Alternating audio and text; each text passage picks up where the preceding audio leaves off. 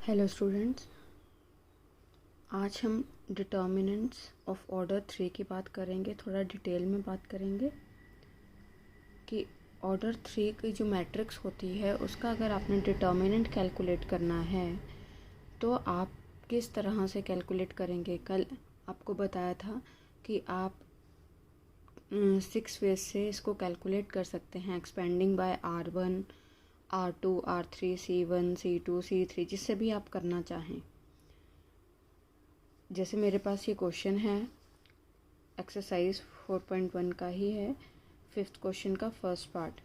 इसमें देखिए जो ये डिटर्मिनेंट आपने कैलकुलेट करना है, उन्होंने तो क्वेश्चन में सिंपल यही दिया था आपको कि 3 - 1 - 2 0 0 -1 3 - 5 0।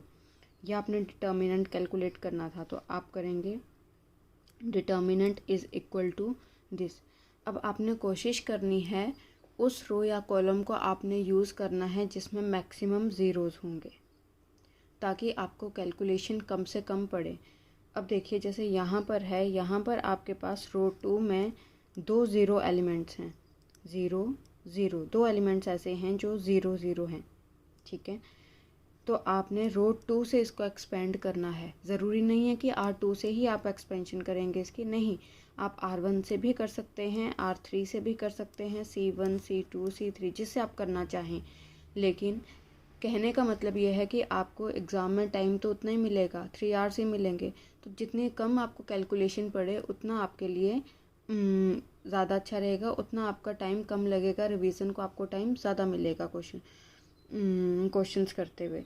तो आप यहाँ देखिए, यहाँ पर 0 0 एलिमेंट्स हैं, तो मैंने यहाँ पर लिखा है एक्सपेंडिंग बाय R2। अब R2 के एलिमेंट्स क्या हैं? 0 0 -1, 0 0 -1। ये कौन से हैं आपके? 2 1 एलिमेंट है, 2 2 एलिमेंट है, 2 3 एलिमेंट है, ठीक है। साइंस की हम बात कर लेते हैं। जैसे फर्स्ट है आपके पास, तो -1 raise to power 2 + 1, that is minus. तो ये देखिए यहाँ पर मैंने माइनस का साइन लगाया है। सेकंड जो है आपका वो है -1 रेज़ टू पावर 2 + 2, -1 का square that is 1, -1 raise to power 2 + 3 that is -1। ये देखिए माइनस, ये फॉर्मूले का माइनस है, -1 तो ये एलिमेंट है।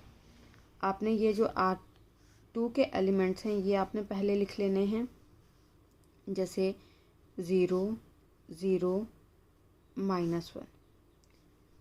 डिटर्मिनेंट का साइन इनके साथ इस तरह से। अब देखिए जैसे आपके पास ये 0 एलिमेंट है, तो डिटर्मिनेंट जो होगा आपका ये है 0 0। आपके पास रहा क्या? -1 2, -1 -2 -5 0। तो यहाँ पर देखिए -1 -2 -5 0। उसी तरह से जो नेक्स्ट एलिमेंट है उसमें आपने उसके कॉरस्पॉन्डिंग वर्टिकली और हॉरिजॉन्टली डिलीट कर देने हैं। तो आपके पास क्या रहे एलिमेंट्स? 3 -2 3 0, 3 -2 3 0। अब उसी तरह से आपके पास -1 के कॉरस्पॉन्डिंग जो एलिमेंट्स थे आपने वर्टिकली हॉरिजॉन्टली डिलीट कर देने हैं। आपके पास बचे क्या यहाँ पर? 3 -1 3 -5, 3 -1 3 -5। इस तरह से आपने ये एलिमेंट्स लिखने हैं।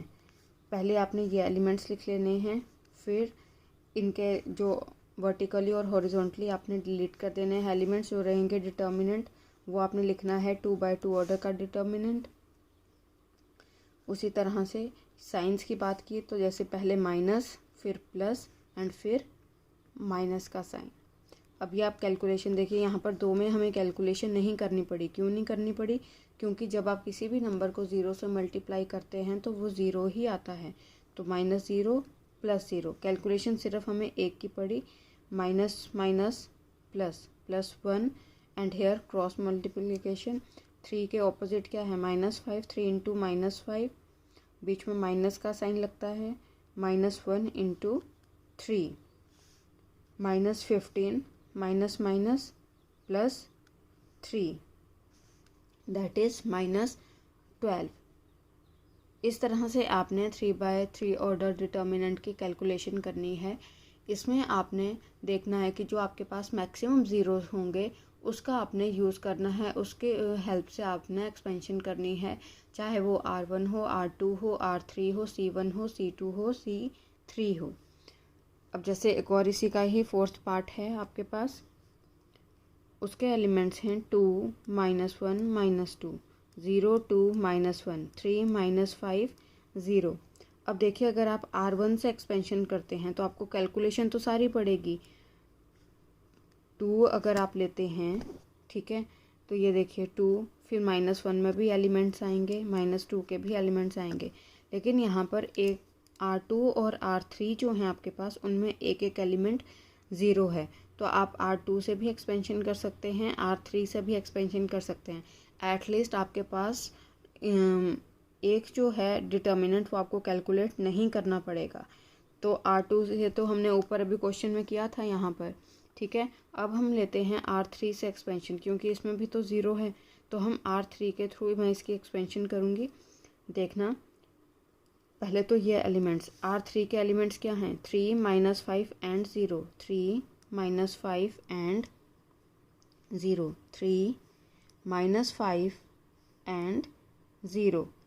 अब यहाँ 3 कौन सा एलिमेंट है आपके पास, A31, दैट इज़ -1 का जब आप रेज़ टू पावर 4 करेंगे तो वो पॉजिटिव में आएगा, यानी 3 के साथ पॉजिटिव का साइन।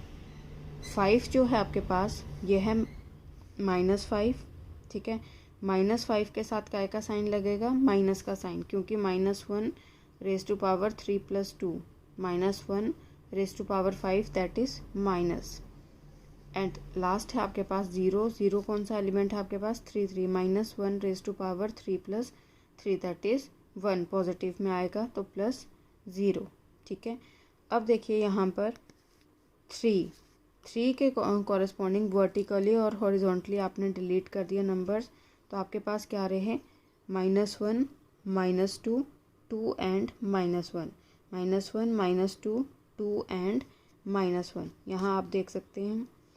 अच्छा, अब देखिए यहाँ पर -5 के कॉरेस्पॉन्डिंग वर्टिकली और हॉरिजॉन्टली आपने डिलीट कर दिए, आपके पास क्या रहे, 2, -2, 2, -2, 0 एंड -1, 2, -2, 0 एंड -1। उसी तरह से R3 में लास्ट जो एलिमेंट है उसके कॉरेस्पॉन्डिंग कौन से एलिमेंट्स डिलीट किए हैं आपने, और रहे क्या आपके पास, 2, -1, 0, 2, 2, -1, 0, 2। अब देखिए यहाँ पर ये क्रॉस मल्टीप्लिकेशन, -1 इंटू -1 +1, बीच में माइनस का साइन लगता है, -2 into 2 4, -4 and minus minus plus, +4, +5 minus minus plus, +5 into cross multiplication that is -2, ये देखिए, एंड -0, माइनस माइनस प्लस, इसका तो ज़ीरो जो होता है उसके ऊपर प्लस माइनस का कोई फ़र्क नहीं पड़ेगा, ठीक है। और ये तो सारा का सारा डिटर्मिनेंट ही ज़ीरो हो जाएगा, क्योंकि आप चाहे इसकी कैलकुलेशन कर भी लें, जैसे 4 आ रहा है यहाँ पर, तो 4 को आप 0 से मल्टीप्लाई करेंगे तो 0, तो मैंने यहाँ पर डायरेक्ट ही 0 लिख दिया है, यहाँ पर +0। इस तरह से आपने कैलकुलेशन करनी है, और एक्सपेंशन के लिए वो रो या कॉलम लेने हैं जिनमें मैक्सिमम नंबर ऑफ़ ज़ीरोज़ हों, ताकि आपको कैलकुलेशन कम से कम पड़े, ठीक है। आपने इस तरह से 3/3 जो ऑर्डर की मैट्रिक्स है उसका डिटर्मिनेंट जब आपने कैलकुलेट करना है, तो आपने इस तरह से उसका डिटर्मिनेंट कैलकुलेट करना है। जो आप अगर नहीं है तो आप चाहे जिस मर्ज़ी से आप एक्सपेंशन कर लें, उसकी जिस मर्ज़ी उससे आप यूज़ करके रो कॉलम को यूज़ करके आप कैलकुलेशन कर लें, लेकिन जब बात ज़ीरोज़ की आएगी, अगर उसमें एंट्री ज़ीरो होंगी तो जितनी मैक्सिमम ज़ीरोज़ होंगी वो आपने रो या कॉलम उसमें लेना है, और उसके हेल्प से आपने कैलकुलेशन करनी है डिटर्मिनेंट की। इसी में ही आपके पास एक क्वेश्चन था, उसमें गिवन था 7th क्वेश्चन का सेकंड पार्ट, गिवन था आपके पास ये डिटर्मिनेंट 2, 3, 4, 5। इसमें ऑर्डर नहीं, डिटर्मिनेंट में ऑर्डर नहीं लिखते हैं, इसमें बस बार्स ही लगाते हैं। 2 3 4 5 equal to x3 2x and 5। Calculate क्या करनी है, x की वैल्यू कैलकुलेट करनी है। हम इसको थोड़ा सा सॉल्व करेंगे। सॉल्यूशन वी हैव, आपने जब भी क्वेश्चन अटैम्प्ट करना है तो आप सबसे पहले गिवन लिखेंगे, फिर जो आपने कैलकुलेट करना है टू फाइंड एंड सॉल्यूशन, फिर उसके बाद आप स्टार्ट करेंगे। वी हैव जो हमें दिया गया है इसको आप कैसे सॉल्व करेंगे, 2 into 5 that is 10 minus 3 into 4 that is 12। उसी तरह से यहाँ पर क्रॉस मल्टीप्लिकेशन, ऑपोजिट एलिमेंट्स को आप मल्टीप्लाई करेंगे। x into 5 that is 5x, 3 into 2x that is minus 6x। तो x की वैल्यू कितनी आ गई यहाँ पर, 2 आ गई। इस तरह से आपने ये क्वेश्चंस अटेम्प्ट करने हैं। आपने सबसे पहले जो आपको दिया गया होगा गिवन वो लिखना है, फिर आपने जो कैलकुलेट करना है टू फाइंड में लिखना है वो, and after that solution. Solution में आप स्टार्ट कैसे करेंगे, वी हैव, यहाँ से आप स्टार्ट करेंगे जो आपको दिया गया है। फिर उसके हल से आप डिटर्मिनेंट को सॉल्व करते जाएंगे और आपके पास इक्वेशन, यहाँ पर जैसे आप मैट्रिसेस में तो आपको इक्वल करना पड़ता था ना, आप लिखते थे वहाँ पर by the equality of matrices corresponding elements are equal. यहाँ पर तो एक तो इक्वल दिया हुआ है हमें, दूसरा यहाँ पर नंबर्स की बात हो रही है, मैट्रिसेस की बात नहीं हो रही है, क्योंकि यहाँ पर जब आप ये डिटर्मिनेंट कैलकुलेट करेंगे तो आपके पास नंबर ही आएगा, यहाँ पर भी आपके पास नंबर ही आएगा। ठीक है, तो इस तरह से आपने कोई लाइन नहीं लिखनी है जैसे by equality, bye the equality of matrices या समथिंग एल्स। आपने यहाँ पर कुछ नहीं करना है, सिंपल आपने कैलकुलेशंस करते जाना है और जो वेरिएबल होगा उसकी वैल्यू आ जाएगी जब आप डिटर्मिनेंट को सॉल्व करेंगे। अब हम बात करते हैं कुछ प्रॉपर्टीज़ की, प्रॉपर्टीज़ ऑफ द डिटर्मिनेंट्स। अब डिटर्मिनेंट्स आपके जो 3/3 ऑर्डर के होंगे उनमें आपको प्रूव करने को भी हैं क्वेश्चंस, तो आप ऐसे अगर आप ओपन करेंगे तो आपको बहुत लेंथी पड़ता है कैलकुलेशन करना। ठीक है, तो आपने क्या करना है, ये जो प्रॉपर्टीज़ हैं इनका मैक्सिमम, और कई बार क्वेश्चन में स्पेशली मेंशन्ड भी होता है कि by using the properties of determinants solve the determinant या proof that determinant is equal to this. इस तरह से क्वेश्चंस आपको आते हैं, तो प्रॉपर्टीज़ आपको अच्छी तरह से आनी चाहिए। पहली प्रॉपर्टी है आपकी, the value of the determinant remains unchanged if its rows and columns are interchanged. अगर आप रो को कॉलम में बदलते हैं तो डिटर्मिनेंट की वैल्यू चेंज नहीं होती है, वो सेम रहती है। The value of the determinant remains unchanged if its rows and columns are interchanged. यानी जब आप ट्रांसपोज लेंगे, जैसे आपने कोई मैट्रिक्स से आपके पास ए दी हुई, ठीक है, ए का आपने डिटर्मिनेंट कैलकुलेट कर लिया, आप ए ट्रांसपोज लेंगे, ठीक है, ए ट्रांसपोज का आप डिटर्मिनेंट कैलकुलेट करेंगे तो ये दोनों डिटर्मिनेंट्स जो होंगे ये क्या होंगे, इक्वल होंगे, ये डिटर्मिनेंट की वैल्यू इक्वल आएगी। फॉर एग्जांपल जैसे आपके पास ये मैंने 2/2 ऑर्डर की मैट्रिक्स ली थी, उसका डिटर्मिनेंट मैंने लिखा है डिटर्मिनेंट इज इक्वल टू 2 3 1 5। ये मैंने डिटर्मिनेंट की वैल्यू कैलकुलेट की, यहाँ पर ये आई मेरे पास 7, 2 इंटू 5 10, 3 इंटू 1 3, बीच में माइनस का साइन तो लगता ही है, यह तो आपको बताया था, 7। अब मैं लेती हूँ इसी डिटर्मिनेंट का ट्रांसपोज में रो क्या होती है, कॉलम बन जाती है, तो यहाँ पर 2 3 यहाँ कॉलम बन के 2 3 1 5, ये कॉलम बन के 1 5। इसका मैंने डिटर्मिनेंट कैलकुलेट किया तो यहाँ देखिए 2 इंटू 5 दैट इज़ 10 माइनस 3 7। अब देखिए ये दोनों जो वैल्यूज़ हैं ये सेम हैं, हालांकि जो डिटर्मिनेंट था वो अलग था आपके पास, यहाँ पर एलिमेंट्स थे 2 3 1 5, यहाँ पर थे 2 1 3 5। तो कहने का मतलब ये है कि जब आप डिटर्मिनेंट कैलकुलेट करते हैं तो अगर जो वैल्यू है डिटर्मिनेंट की वो चेंज नहीं होती है, चाहे आप उसके ट्रांसपोज का ही डिटर्मिनेंट क्यों ना कैलकुलेट कर रहे हों।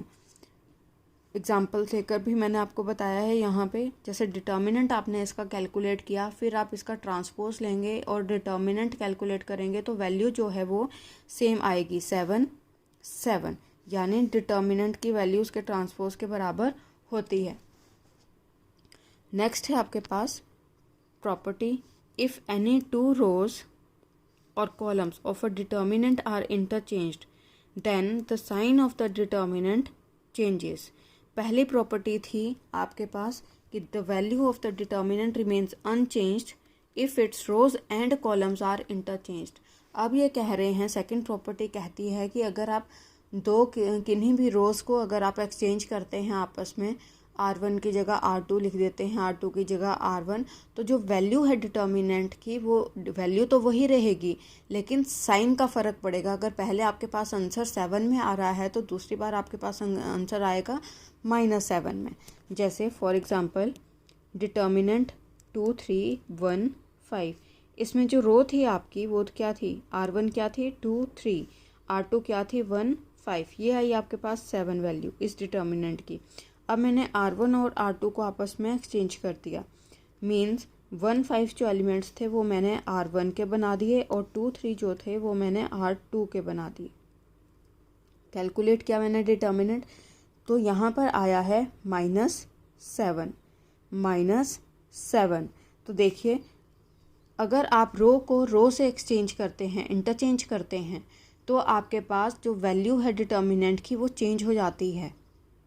ठीक है, जो वैल्यू है डिटर्मिनेंट की वो चेंज हो जाती है. जैसे यहाँ पर आई 7, यहाँ पर क्या आया -7. और अगर आप रो को कॉलम से इंटरचेंज करते हैं, मतलब रो को आप कॉलम बना देते हैं, ट्रांसपोज लेते हैं, कहने का मतलब है मैट्रिक्स का, और डिटर्मिनेंट कैलकुलेट करते हैं, तो value of the determinant remains unchanged. लेकिन अगर आप किन्हीं दो रोज़ को आपस में इंटरचेंज करते हैं या किन्हीं भी दो कॉलम्स को आप इंटरचेंज करते हैं, तो जो वैल्यू है डिटर्मिनेंट की वो चेंज हो जाती है. अगर वो आपके पास पहले प्लस में आ रही होगी तो वो किस में आ जाएगी, माइनस में आ जाएगी. That is your second property. Third property है आपकी, इफ़ एनी टू रोज और columns of a determinant are identical, then the value of the determinant is 0. अगर किन्हीं भी दो रो या कॉलम सेम होते हैं, आइडेंटिकल होते हैं उनके एलिमेंट्स, तो जो वैल्यू है डिटर्मिनेंट की वो 0 हो जाती है. फॉर एग्जांपल जैसे 2x2 ऑर्डर की मैट्रिक्स मैंने ली थी, 1 2 1 2 उसके एलिमेंट्स थे, और उसका डिटर्मिनेंट जब मैं कैलकुलेट करने लगी तो यहाँ पर देखिए डिटर्मिनेंट 2 -2 दैट इज़ 0. यानी यहाँ पर R1 जो है आपका R2 से मिलता है, मतलब R1 के वही एलिमेंट्स हैं जो R2 के एलिमेंट्स हैं. तो value of the determinant is 0. अब 3x3 ऑर्डर की मैट्रिक्स में अगर मैंने ये एलिमेंट्स लिए हैं 1 2 1 0 5 3 1 2 1, और मैं इसका डिटर्मिनेंट कैलकुलेट करने जा रही हूँ, तो देखिए यहाँ पर 1 2 1 R1 के एलिमेंट्स एंड R3 के एलिमेंट्स 1 2 1. R1 और R3 जो हैं आपके पास वो आइडेंटिकल हैं.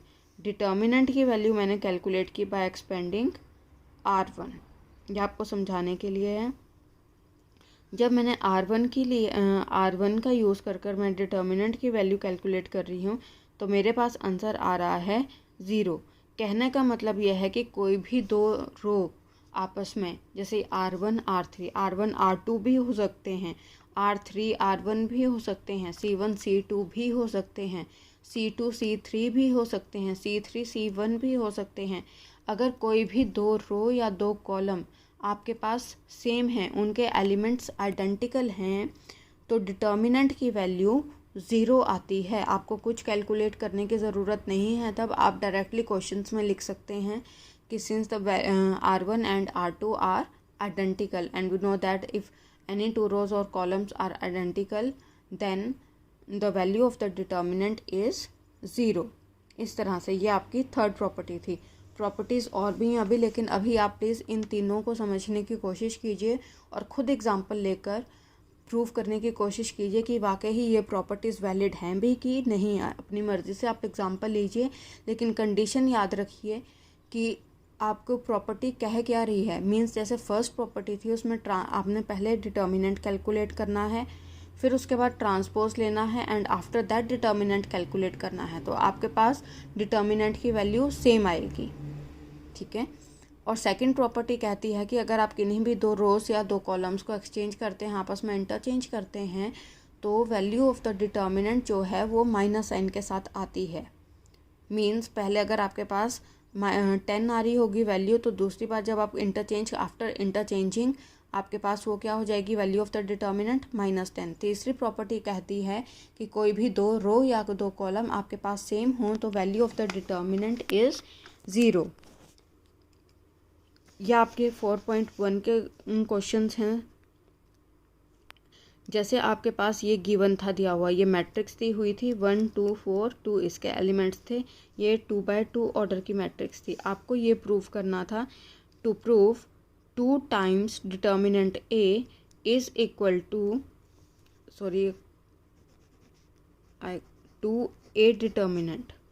2A determinant is equal to 4 times A determinant. सबसे पहले तो मैं लिखूँगी प्रूफ में, we have A is equal to ये मैट्रिक्स 2x2 ऑर्डर की, फिर मैंने इसका डिटर्मिनेंट कैलकुलेट किया एंड इट कम्स -6। अब यहाँ पर देखिए 4 टाइम्स डिटर्मिनेंट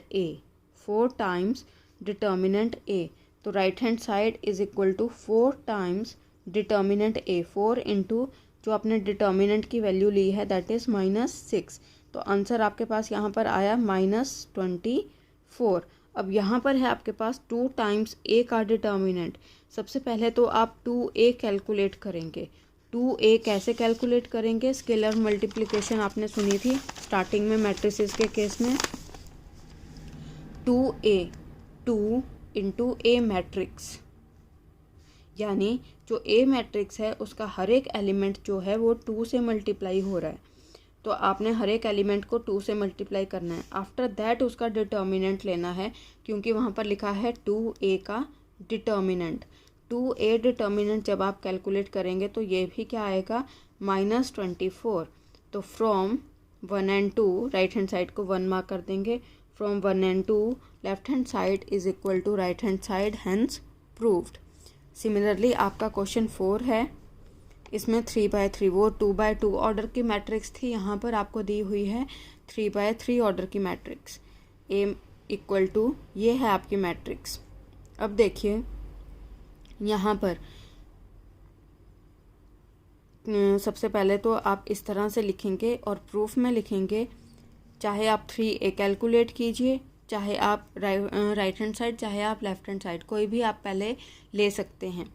जैसे मैंने यहाँ पर स्टार्ट किया था 3A equal to 3 times A matrix, यानी आपने हर एक एलिमेंट को किससे मल्टीप्लाई करना है, 3 से मल्टीप्लाई करना है। तो आपके पास 3 इंटू 1 3, मतलब इस तरह से आपके पास नई एक मैट्रिक्स मिलेगी 3A की। उसके बाद आपने 3A का डिटर्मिनेंट कैलकुलेट करना है। आफ्टर दैट इसको आपने नंबर 1 मार्क कर देना है।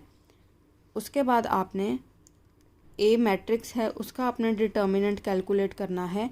A मैट्रिक्स का डिटर्मिनेंट कैलकुलेट करने के बाद आपने 27 से उस डिटर्मिनेंट की वैल्यू को कैलकुलेट करना है। ये आगे आपके पास राइट हैंड साइड, तो आप देखेंगे from 1 and 2 left hand side is equal to right hand side. ये आपने क्वेश्चंस अटेम्प्ट करने हैं।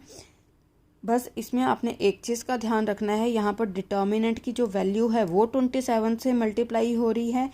यहाँ पर हर एक एलिमेंट जो आपके पास गिवन मैट्रिक्स का है वो 3 से मल्टीप्लाई हो रहा है एंड आफ्टर दैट आप उसका डिटर्मिनेंट कैलकुलेट कर रहे हैं। आप प्रॉपर्टीज़ के लिए खुद एग्जांपल्स लीजिए, अपने अकॉर्डिंग अपनी मर्ज़ी से उसके एलिमेंट्स चूज़ कीजिए और उनको प्रॉपर्टीज़ को प्रूव करने की कोशिश कीजिए कि वाकई ही ये प्रॉपर्टीज़ वैलिड हैं कि नहीं हैं। अगर ये प्रॉपर्टीज़ जो हैं आप प्रूव कर पाते हैं ये वैलिड हैं, इट मीन्स कि आपको थोड़ा बहुत कुछ पता चल रहा है इसमें प्रॉपर्टीज़ ऑफ डिटर्मिनेंट्स के बारे में। ये सिर्फ 3 प्रॉपर्टीज़ हैं, अगर आपको ये क्लियर होंगी तभी आप आगे की प्रॉपर्टीज़ को यूज़ कर पाएंगे।